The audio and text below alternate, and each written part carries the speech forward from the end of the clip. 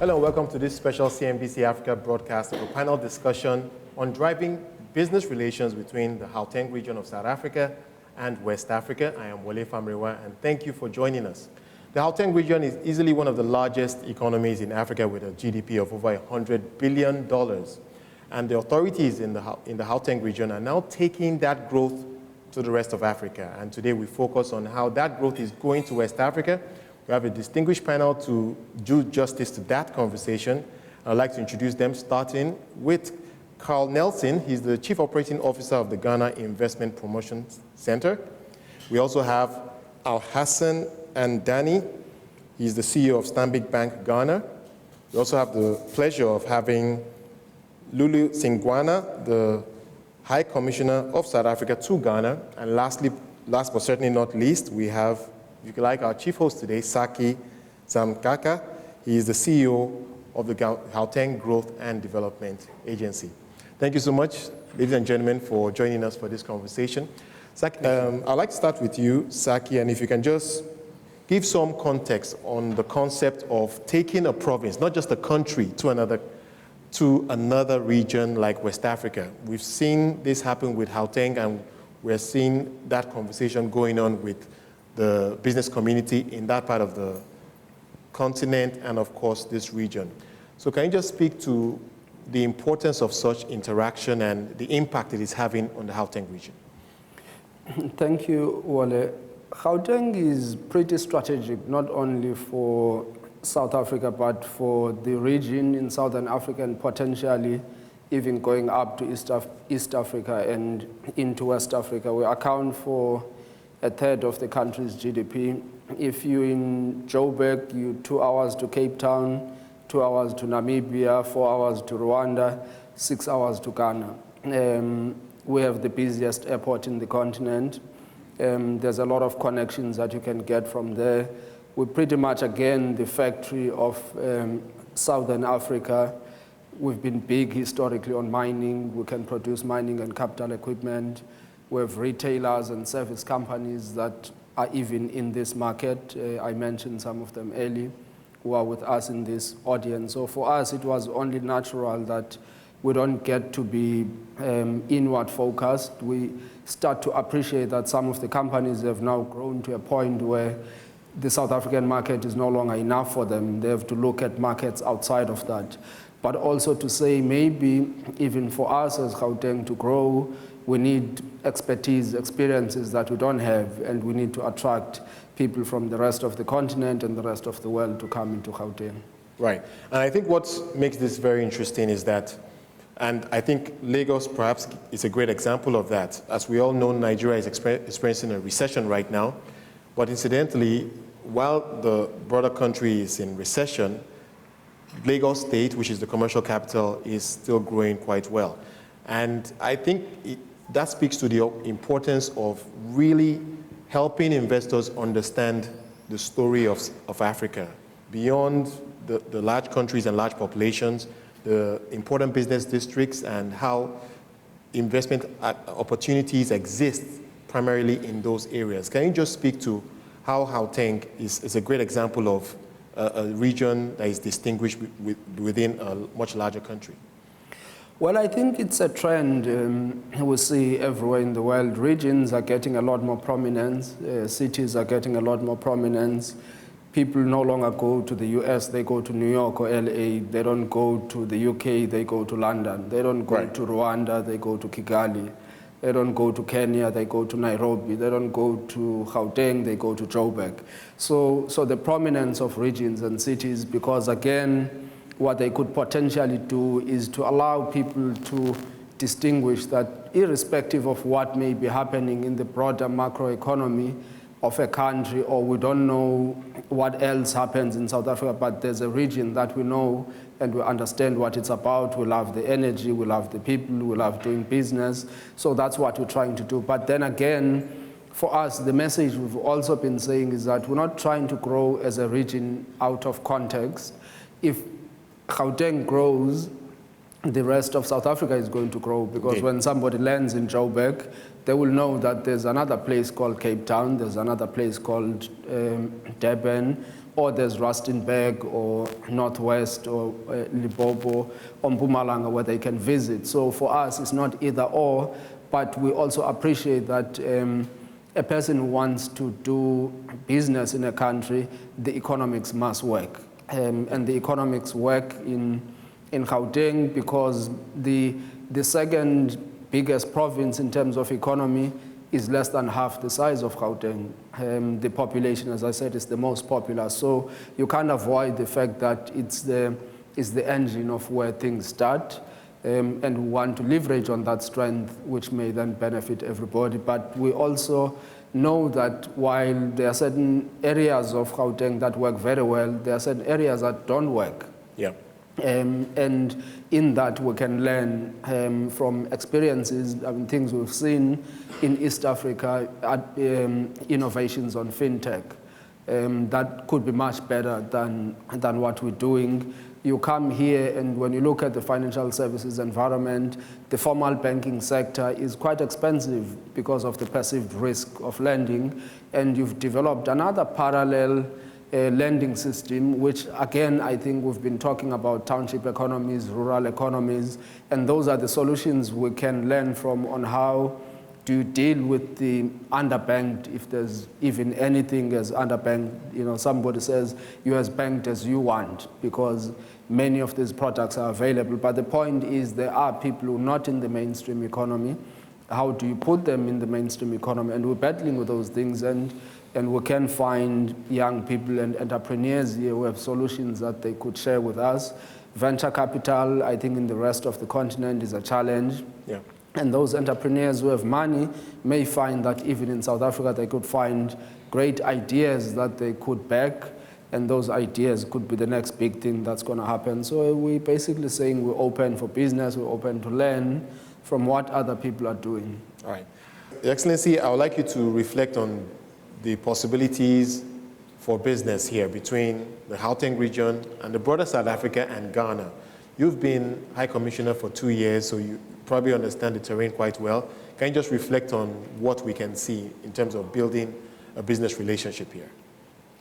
Yes, I think, as I said, we have a lot in common with Ghana.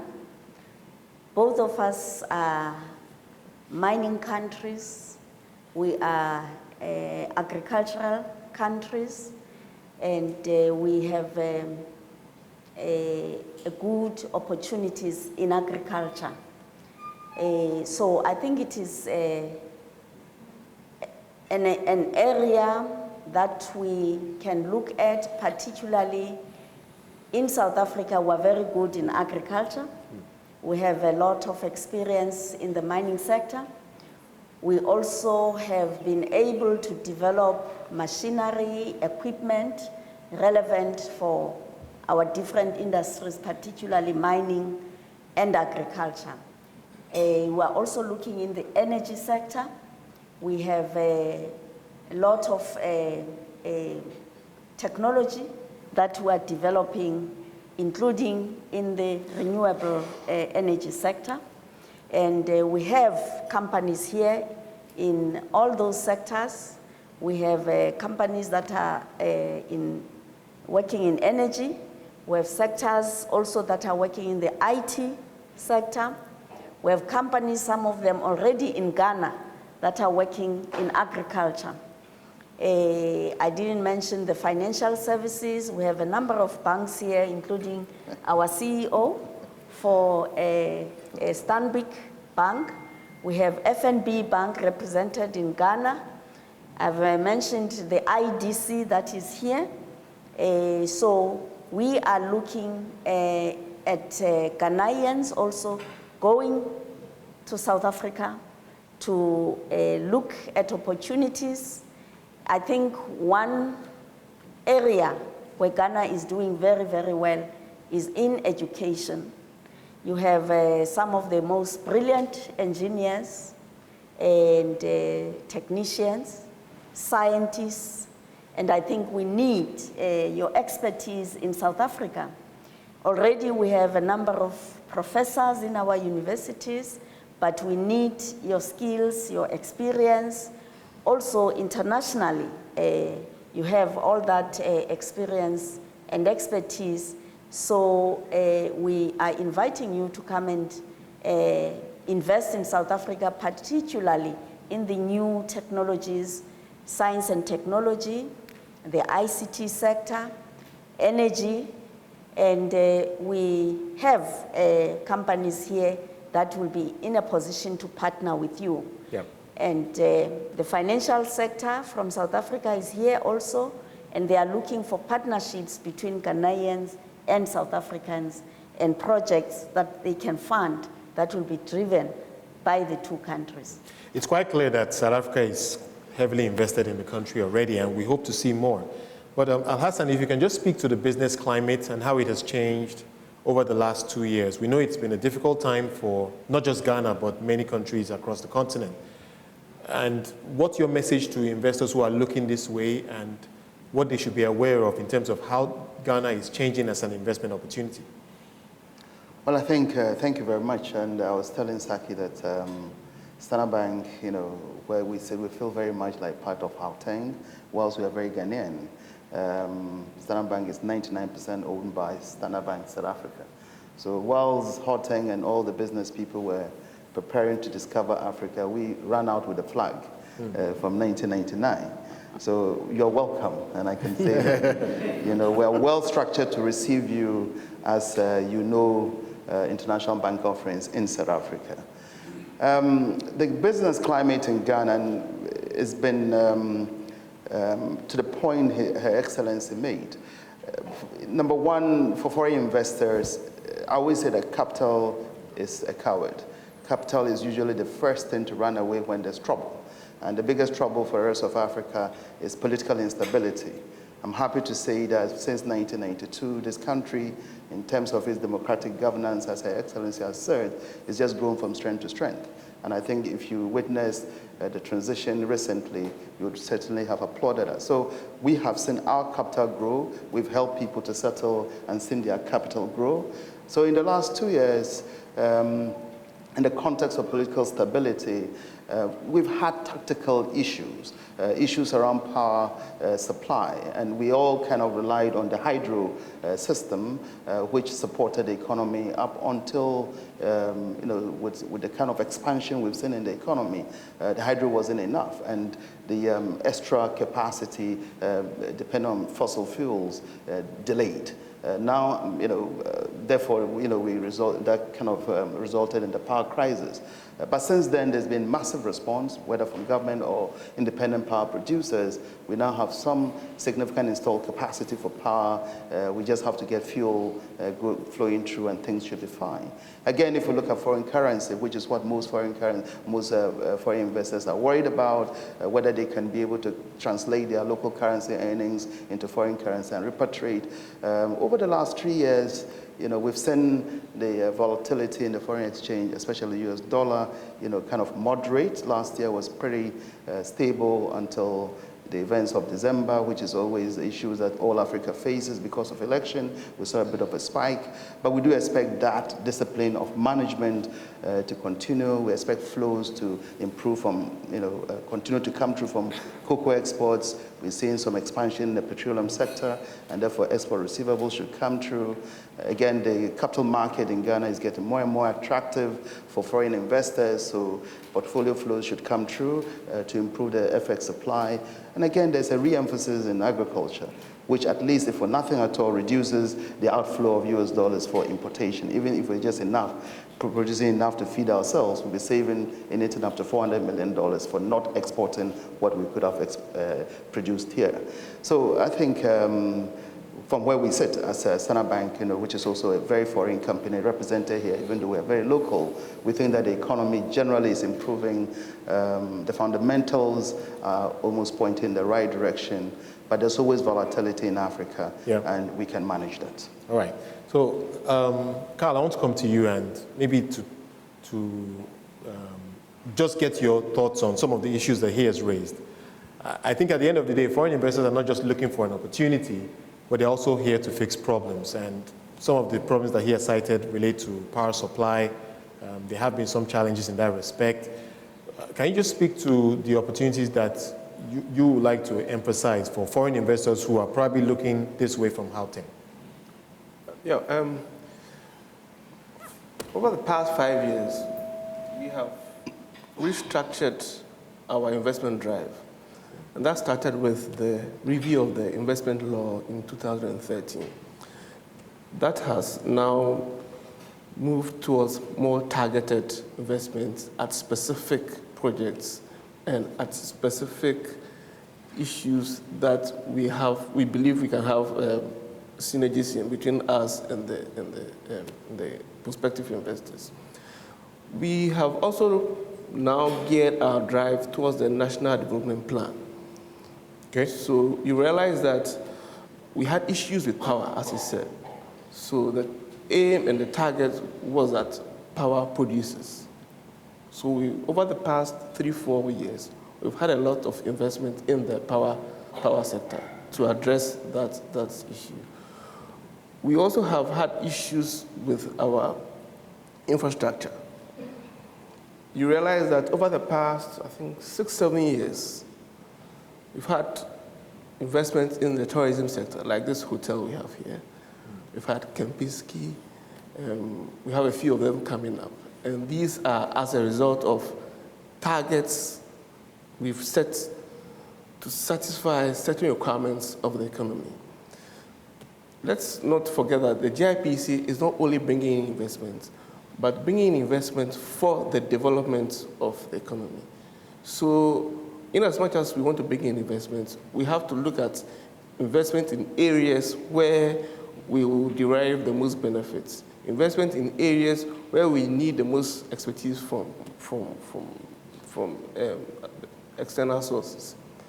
We also now started looking at promoting local investments. To this end, we go around the regions and capture and record projects that require some help, some investment. It could be financial, it could be technical.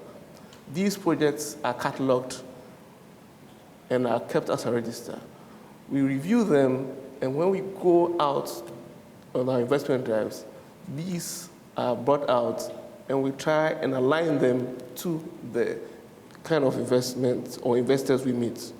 So to come back to what we're trying to say, formerly it was just broad investment promotion. Now it is now targeted, and I'm happy to say that it is quite similar to what Gauteng was looking at now. He said, there's no more going to the UK, you're going to London. It's no more going to, say, Rwanda, you're going to Kigali. So it's no more just going to a forum for investments. We are going to look for investors in a specific area. Yeah. So that's all right. So you're very deliberate in terms of the areas that you want to see those flows. Yes. And let me add that internally within the GIPC, we've also tried to improve on our operational efficiency. The law has also put in place a monitoring system to ensure that investors in the country are monitored to ensure compliance with our laws. right. So, yes. So, But can you be more specific in terms of the areas? I imagine that infrastructure should be a big part of it. yeah. But what's your message in terms of the areas that you're really hoping to see flows into? We have a huge gap in infrastructure.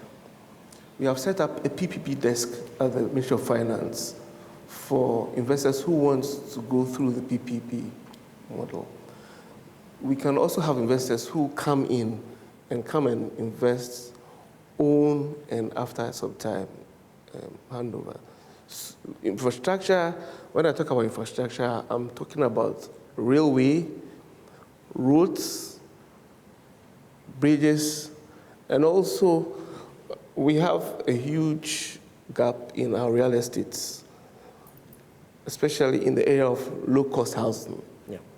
You know, we've just we have oil and gas now. Sure. So that's a big focus. That's a big focus because we need education in oil and gas. We need to train people. We need to train Ghanaians in oil and gas. And therefore, whilst looking at oil and gas, we are looking at investment in our educational sector also. Yes. But Saki, I want to come back to you. And beyond the climate, the political and business climate in general, policy making obviously is a big draw to any region. And I want you to speak to this point as a new government, for instance, is just getting to work in Ghana today. Your thoughts about the importance of policy making and the transparency in that respect? Well, thanks, Wole. I think, as the old saying goes, I mean, one of the biggest responsibilities of policymakers, especially those responsible for the economy, is creating confidence about the future. Yeah. That's what people invest in, that's what people buy into. It's a belief that I'm putting in 1 rand, tomorrow it will be worth 1 rand 10 cents. Once you lose that kind of basis and fundamental, that's where you lose things. So in infrastructure, if part of the infrastructure is going to be concessions by government over a long term, or it's going to be based on a user pay principle, and government must recover the money, there must be comfort that government will recover the money when it needs to be recovered, that if you have a purchase power agreement with government, it is going to be honored. So it is those small things that are going to make a big turn on some of the infrastructure projects, because as a government you may not have all the money to do the things that you want to do, but if you raise the money in the market, there's a cost to it. And one of the ways to reduce that cost is to then maybe allow the private sector to put in equity. But as they put in equity, they want to know that the rules are fair, they are transparent. So I think policy is one thing, it's gonna be important. And a country matured as Ghana will have policies in those things, would have looked at certain projects. I think the real thing is gonna be, is the confidence that government means what it says, and when it enters into a contract, it's going to honor it, and when it announces projects, they will happen within a reasonable time. That is not going to take 5 years of hearing there's a big rail project, but it's not taking off the ground. So I think it is really those kinds of things that... Right. Hassan, I want you to comment on this point as well. Policy making and your experience, what are people saying about the region beyond just Ghana? Policy instability has been a huge criticism that I hear very often in terms of people who are looking to come into regions like West Africa. Do you get the sense that that is beginning to change? Are we moving in the right direction in that respect? Sorry, before we go there, I just want to follow up on what they were saying. Okay. About going to London, going to Kigali, maybe Accra and New York.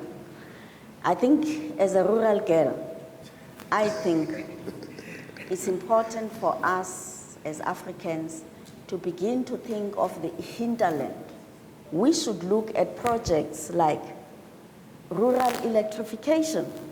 We should look at developing our infrastructure, developing our railway lines in the areas where we are mining. And this is what the new government is saying, that let's not just, the delegation is here in Accra, and then they will go back to Joburg. They've only seen Accra. I'm saying to them, let's also go to the Western region and look at what the opportunities are there in terms of oil and gas, and also going down the value chain. Let us also go to Kumasi, look at the mining sector. Let us go to the Cape Coast, look at the tourism opportunities in the Cape Coast, and not just end our visits here. I think it's a fair point you've made, Your Excellency, and I would like Al-Hassan to even comment on this point. Because my thought is that at the end of the day, you will need to provide incentives for investors to go to where they're not comfortable. Yeah.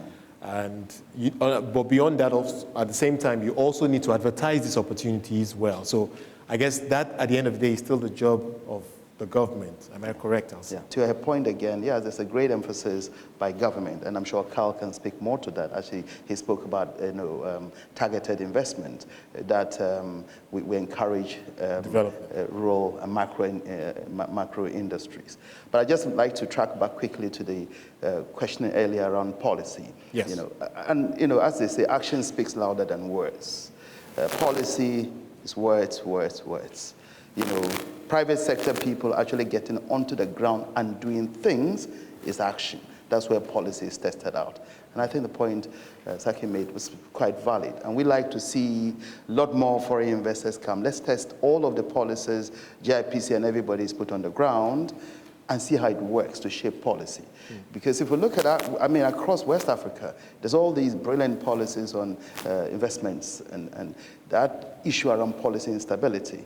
I'm sure Carl will tell you how long it takes to get basic agreements for services that multinationals like us take from our mother companies, how to get those services evaluated and paid for.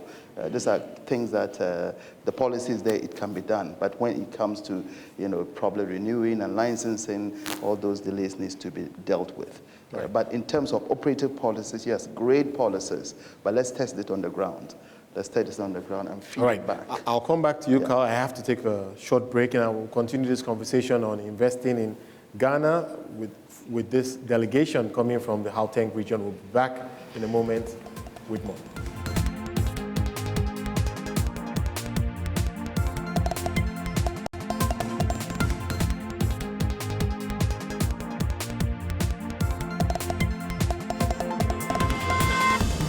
Welcome back to this panel conversation hosted by the Gauteng Growth and Development Agency. We are speaking about driving investment into Ghana from the Gauteng region. And Carl Nelson, I want you to react to some of the points made in the first part about policy making, consistency in that respect. Are we getting it right? And what can you tell us from the Ghana experience? Okay, from the Ghana experience, let me just say that in our laws, we have clear laws protecting your investments when it comes to your ability to repatriate your profits, your ability to repatriate the results of these investments, and also at any point in time to completely close down and take all funds out. And let me state that so far we've not had any issue of somebody or an investor having that problem. And currently in our new law, like I said, we have a technical committee that is involved in the law that reviews the economic climate from time to time and advises on the kinds of policies and incentives to be put in place to make sure that investors are protected and to make the economy attractive. This is because, as we all know, the economies, the world is nothing is constant. Things change, and as things change, your policies must also change to reflect the current situation. So let me just be clear and say that I do not think that we should have fears in terms of policies. Well, let me ask this question. Do you have specific targets in terms of how much investment you are hoping to attract? Because that, to a large extent, will tell us how aggressive you are about maintaining those investment flows. We normally target specific areas, but not by value. Right. Okay, so we target, for example, power producers. We're targeting infrastructure. But we will not state that we are targeting X amount for that, because you realize that there are certain projects that are huge, and if it looks like you've met your targets, then it puts the incentive to drive forward in a bit dangerous. I mean, it becomes, you find it, your officials read your targets, oh, you have 5 million, you have 5, but the purpose of investment is not to target specific figures, but for results in specific areas. Okay, so we don't target figures per se. Okay, No. all right. Okay, let's move on to the conversation about your experience and the feedback from this delegation. Saki, what can you tell us about what is likely to come out of this trip? Well, firstly, I mean, I think in general, we may be either just lucky that we came at a time where there's a lot of positivity or something is happening, or it's just the energy in Accra. But everywhere we've been, it's people who want to do business. They are willing to engage. We met with the GIPC, we met with the export free zone, we met with the ports and harbors, we met with the Minister of Trade, and the High Commissioner, met with the Deputy President. So for us, and in all of them, there's real energy and commitment to try and do things. We had, as I said, companies that had specific things that we're looking at, and they engaged with government on what the requirements are going to be. They engaged with other local business people here, even in projects which require funding locally, and maybe we need to bring South African investors into them. A few of them have been identified. So when we come back here, it won't be a case of it's a photo opportunity to be in the newspaper talking about something. It would be hopefully certain specific projects. I mean, one of the business people here is looking at setting up a manufacturing plant, and they will announce at a time where they're comfortable that the things they require for the plant to be done can be met, and it's a commercially viable project for them. So there are certain specific things Well, it's good to know, and I think at this point I'd like to hear from some who are already invested in this country, and I'd like you to raise to the audience for questions and comments. But the first comment I'd like to get will be from the Managing Director of Anglo Good Ashanti, Obuasi Mine. Are you here? Great, wonderful. If you can please give him the microphone. I want you to speak to your experience investing in Ghana, and quite frankly, the opportunity you see and the challenges that you are facing. Anglo Good Ashanti has been in Ghana since 2004, so we've been here for quite some time. And I think the fundamental attraction about Ghana that brought us in 2004 hasn't changed significantly. If anything at all, it has improved. And that's fundamentally the fact that Ghana is a stable democracy, and it's been so for a long time. I think the credentials speak for itself. And the recent election and the smooth transition of power certainly reinforces that perception about Ghana as a stable democracy.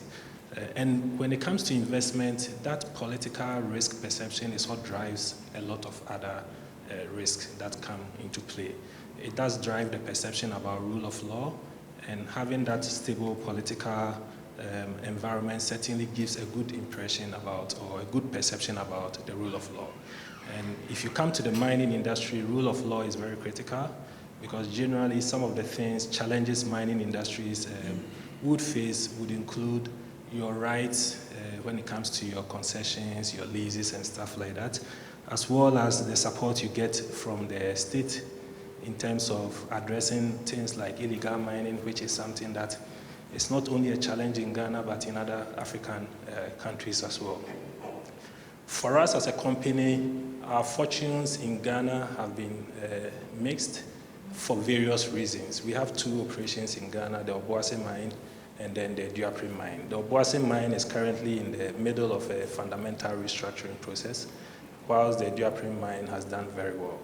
And we all know the challenges the industry has faced over the last, I'll say, since 2012, particularly in the gold industry, commodity prices being low. And in particular, when you come to Ghana, the challenges we've had with power and energy, which the panel members have alluded to already. But it's also very clear that with those challenges come opportunities. And certainly in the energy sector, those challenges have brought a lot of investor drive in the energy sector. And I think as we speak, most people know that there's been so much investment in energy generation and the capacity has gone up significantly. So much so that now the focus is more about how do you operate, how do you utilize that increased capacity. So we see the jurisdiction in Ghana as a good one, and we certainly look forward to better times ahead. We see the commodity prices, we hope that it has bottomed, and gold prices will keep on the increasing trajectory that we've started seeing of late, and it will continue to boost our confidence so that going forward we can be looking more positively in Ghana in terms of making even more commitments in terms of investment. It's certainly encouraging to know that it's not only us who see that. The Gauteng development team that is here certainly see the same thing. And one of the things that is encouraging is the fact that in the West African sub-region, it's Ghana that the Gauteng development team sees as the gateway and the hub. And it's certainly a vote of confidence in Ghana, and it's consistent with how we view the country risk of Ghana as a whole. Well, thank you for that contribution. I want to take another contribution as well for someone invested in another sector, Vodacom Ghana, and we have the pleasure of speaking to this, or hearing rather, from the CEO, Yolanda Cuba. So, Vodafone actually has been in Ghana since 2008 as part of a transaction that we did back then. And our partner is actually the government of Ghana. So for us, actually, we interact directly with government on a lot of issues. So in terms of our experience, in an investment kind of environment, one of the things that I say when you actually go out into a policy framework, into a new country, I always ask the guys, from my team perspective, is the government going to roll out the red carpet or the red tape for you? And basically, in Ghana, what I really felt is that the government is actually rolling out the red carpet. And by that, I specifically mean when you look at the policies of the country, you're actually looking at a country that is systematically trying to actually make sure that they are actually facilitating the private sector to actually do the business. They want to be policymakers, and there's never a confusion about who should be providing what in terms of from that perspective. The one thing that we always have to be on guard about, obviously, especially in the businesses like Anglo Gold and ourselves, where we actually have to invest for the long term, is that the rules of the game do not change midway in the process. Yeah. And for me, that's most probably where we've actually had a little bit of wobbles within the telecoms environment, because there seemed to have been some movement, not change, but movement in terms of some of those issues that actually starts casting a little bit of doubt in long-term money. Long-term money does not want doubt. Yeah. So as soon as you introduce doubt, everything sort of freezes, and that actually becomes, you have to start with your new normal in terms of, okay, how do we build confidence again? Especially for people who have parent companies, because you actually have to convince other people that this is still the best way to actually deploy the capital, because you have multiple countries that you actually have to choose from, and you have to make sure this one is the best one to actually invest in. And that's something for me that I think we keep sometimes forgetting, and actually also from our side as business, we do not make clear to policymakers that actually there is competition for capital. It's not like there's money waiting or capital waiting to actually be deployed in a specific country. So for me, that's the only thing that I must be honest, and that relates specifically to issues like spectrum and so on and so on. Yeah. And then the third thing was probably with adding in terms of that is, people talk about the infrastructure challenges and what happened with the electricity kind of crisis. Was that a big shock for you? It was a big shock. What people do not understand or do not know is that in my world, which is telecoms, we run on power. Sure. So when people are actually not charging their phones, or when our cells are actually they're running on electricity, if we don't have electricity, that site will go down. The batteries that we invested in were actually based on so many hours of downtime. So when you actually have these elongated kind of sort of power outages, which is what we had during Dumso. The reality, yes, the reality is that then I actually ended up investing in batteries, in generators, and so on, instead of actually investing in excess and actually expanding the coverage for the people of Ghana. And for me, that's been another issue that we sort of have to actually understand, is that you sacrifice something in order to actually get something else. And it's never a perfect balance about an and.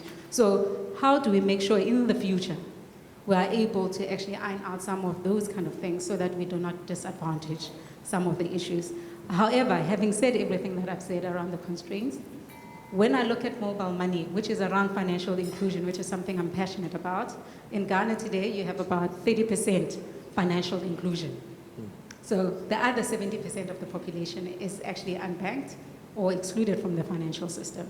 And for me, that's where I see mobile money actually coming in and actually helping to empower. So I always say, I do not compete with banks when it comes to mobile money. I do not at all.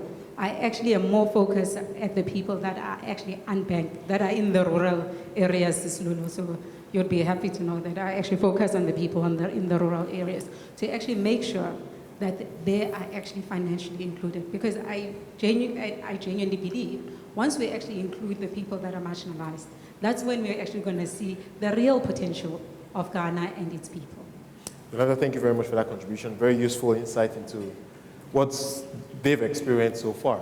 We'll hear from one more person and then we'll take it to the rest of the audience. Aminu Al-Hassan, the country manager for Group 5 Construction.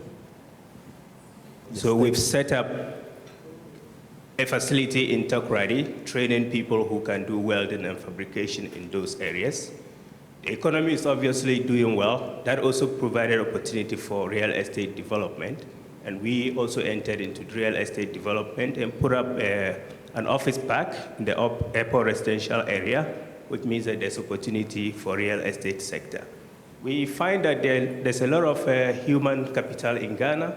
We use a lot of Ghanaians in other works that we do in West Africa. We've done works in Sierra Leone, Liberia. So the region, West Africa region, has been very good to us as a company. The challenge has been capital to do most of the infrastructure work. You find that there's a lot of infrastructure projects, but no capital to do that. This is where I think South African companies who has a lot of financing capabilities can come in to partner companies like us who has a lot of local knowledge to be able to do this infrastructure works. Thank you. All right, well, thank you for that contribution. And more business, hopefully, for some South African companies. But Carl, I'd like you to perhaps react to some of the points, especially that Yolanda made. And she obviously chronicled their experience with the power challenges. It was a big shock, as she suggested. And at the end of the day, we know these things could happen. If you're coming to a country, there could be some surprises. But I think what is perhaps most important is the authorities' reaction to those surprises and ensuring that you continue to give the comfort that you're an investor welcoming country. So how do you react to some of the points he made? It's a difficult one, right? The problem we had was as a result of us having been dependent on hydro over the years and not really being prepared to have other sources other than hydro. And as we all are aware, hydro is seasonal and sometimes uncontrollable. So with the kind of poor rains we had, the dam could not operate. And as we were not prepared, we did not have the backup that we needed to. Right. But would you say that we're now in a place to make that investment into power infrastructure? Because we have companies in the room that potentially are looking to do manufacturing, and with manufacturing, you've got to have power and stable power indeed. We currently have excess capacity. We have, our current consumption is about 2,500, and we have installed capacity of about 3,630. The plan is to ensure that at all times we have capacity in excess of demand. because we've learned lessons from the past.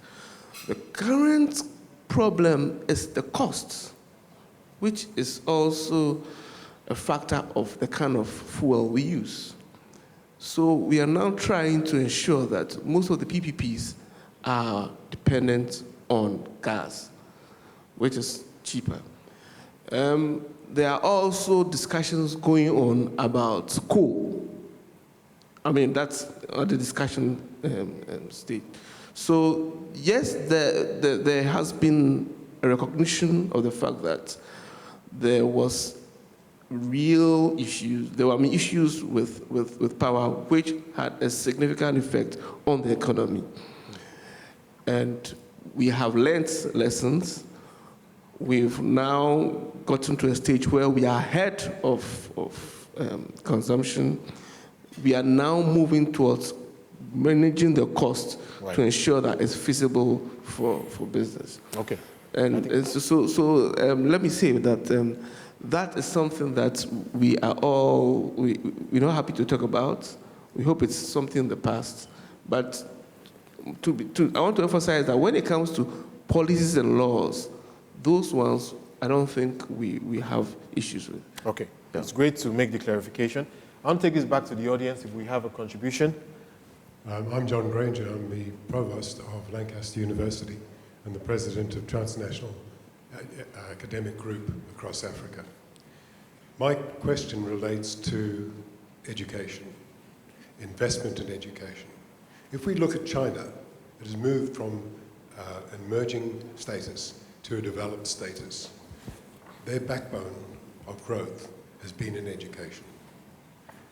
Several years ago, and coming into the future, Africa is being pointed to as coming to its potential. Over the next 20 years, they're saying, if Africa gets it right, they could actually exceed what China has done. My challenge to everybody here is, every single sector that we've talked about is affected by education. And we know that throughout Africa, the problems relate to not university, I think we're doing pretty well at university level, but at the junior high school into secondary high school. And also we touched again, as Her Excellency touched on it, the people who are in the rural areas, the people who are outside connections. We talk about a backbone provided by Vodafone, for example. We can change the face of education by using mobile phone. My plea to you is to consider the fact that we may be investing for 10 years from now. We may be planning for 10 years from now. The Chinese plan for 100 years from now. And I'm asking you, invest in education as well as all the other infrastructures and exoskeletons that we've been talking about this evening. Thank you. Thank you. Thank you very much for that contribution. I think it deserves an applause. Right, we are running out of time. I would like to get one more contribution, but does anyone want to react to that point?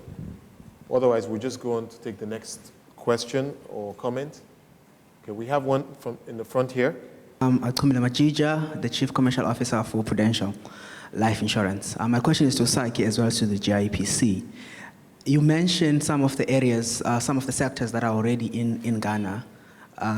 They're already in existence before this initiative. I think my question is, have you prioritized with sectors that you want to bring to Ghana and West Africa, but also what level of support will you provide to the small businesses or the family-type owned businesses, and you don't find the same Stanbics and Vodafones taking advantage of this opportunity? Similar to the GIPC, you speak about the priority areas from an inward investment point of view. And I don't know if you guys are looking at expanding and taking your own businesses outside Ghana, and which sectors are prioritized for that opportunity. I'm talking mainly because I see your financial services like your Fidelities and so forth, which are mainly owned locally. And I think they're getting to a point where they are outgrowing their stretch, and they need to look beyond their borders. And what level of support is there in a promotion to get them outside the borders of Ghana? All right. Carl, do you want to react to that? I know you're supposed to be bringing investors in. Do you also have a mandate to take them out? The GIPC is set up based on a law and act. Okay, so we work within the act. The GIPC talks it's about investment in Ghana, but what we are now looking at Ghana as a foothold for West Africa. So to that extent, we are looking at basing in Ghana, but expanding to the rest of West Africa. Yeah. To that extent, I will say we are looking at that. But there is an agency purposely set up to look at promoting Ghanaian businesses outside. That's the Export Promotion Agency. Okay. So we are looking at telling Ghanaian companies that come to Ghana, but look at West Africa, don't look at Ghana. We went to Colombia, we told them, come to Ghana, look at West Africa, and we are just 6 hours from Europe. Okay, so right. That's okay. What we are looking at. Do you want to react, Saki, very quickly? Yes, thanks. You know, I've been saying to business leaders at home that one of the things, and we have it as a big problem in South Africa, income inequalities, and it's a problem everywhere around the world, that you can't have business that looks away as if that's not their responsibility. All of us have got to contribute something to make sure there's even development, because eventually it's not only good socially, but it makes long-term economic sense, because then everybody's incomes grow. But I think saying that, it's also important to appreciate limitations of business and capital, because Alassane is not going to fund a project that's not commercially viable. It's not going to make sense for the IDC or Standard Bank or FNB to come and invest in R1 million project here. Just your flight coming here is going to erode the margin that you would make on financing the project. So there's always going to be priority on scale and things that make sense. There are certain things that are a responsibility for government, so governments must also come to the party, where they must put infrastructure, put money in education. They must do that. They can't pass on that responsibility to somebody else. But as I'm saying, we need business that has a conscience and is not driven by short-term profits, because you make a profit in the short term, but you spend all of that money having to put up security because there's crime around you, because people are not working. So it's a zero-sum game if we all become short-term. But I think at the same time, we've got to be real about what drives business. I can't attract people from South Africa to invest in spazas. You want local people to invest in spazas. But maybe what we can do is to work with banks here and make lines of credit available to them that reduce the cost of doing business, that reduce the cost of financing, without substituting what should be a role of local entrepreneurs. So there are always solutions, and I think the innovations we're seeing in fintech are filling those kinds of gaps where you could have crowdfunding and many other instruments that lower the cost of doing business. I was talking to somebody here about churches and what they're doing to invest in business. So I think there are different solutions we can find. All right, well, thank you very much for that contribution. Your Excellency, final point from you, very quickly. Follow up on what Ayanda has said, and our professor there, that for me, it's very important for us to look at energy and reaching out to the rural areas. If we, for instance, look at rural electrification, how many young people will be able to have a conducive environment to study? Because I don't know, during Dumso, which could be 3 days, which could be more than that, how do they study? Is it an oil lamp? Is it a candle? Which I used to use in my day. But today, I think we should be able to say children all over our countries have access to electricity. And it's possible. I have seen in South Africa, I don't say we have universal. We have almost 92, 93% towards universal access. But I have seen how it has liberated rural women who have been able to open restaurants in the rural villages, B&Bs, and some people have been able to put up small hotels there. If you go to London, or to, not London, to the UK, if you go to Germany, as an example, if you want to have a nice holiday, you don't go to London, you don't go to Benin, whatever. You go to the rural areas of those countries. And this is where you are going to have some quiet, a beautiful place, a beautiful time. Here, because in London you will have all the traffic that we have here in Accra, and you can't say you have a nice holiday. So, but in Accra or in Johannesburg, you can't say I'm going to Mkanduli for a holiday, because there is no road, electricity is a problem, water is a problem. So I'm saying if we're able to reach out to our rural areas, we'll have more, we'll build more opportunities for our people. The MTNs and the Vodacoms will be able to reach out to more people.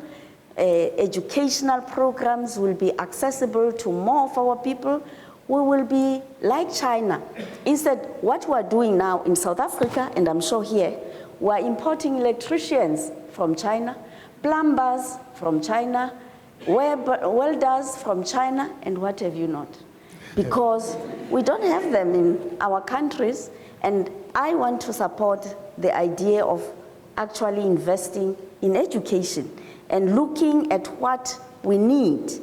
We don't need any more BAs. We have enough BAs and theologians and teachers maybe, but let us look at what our economies need and actually structure our colleges, our technicons around that. Right. So I still want to say that we need actually to focus on our rural areas and actually reach out where the people are so that we empower, and in that way we're growing our economies. Right. Thank you very much. Thank you very much, Your Excellency. We really have to give you the final word. Very well said and passionately said indeed, and that's where we'll have to end this conversation. Of course, we can continue the interaction after this, but of course, that has been a very interesting panel conversation about taking Gauteng into Ghana and vice versa.